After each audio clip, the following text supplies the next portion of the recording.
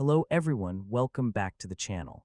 In this video, I'll show you how to customize AI avatars in HeyGen and make them fit your video style. First, open your browser and go to the HeyGen website. Sign in to your account and start a new video project. Next, select an AI avatar from the available options. Choose a presenter that matches the topic, audience, and overall style of your video. After selecting the avatar, open the available customization options. Depending on your account and current HeyGen features, you may be able to adjust different aspects of the avatar and presentation. Start by adding your script and selecting a suitable AI voice. Choose the language and speaking style that match your content, then customize the video around your avatar.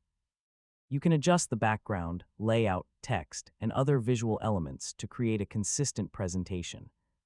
Make sure the avatar is positioned correctly and that important text or graphics do not block the presenter. You can also organize your content into different scenes. Use different backgrounds or layouts when necessary to keep the video engaging. Once you finish customizing the avatar and video, use the preview option to check the result.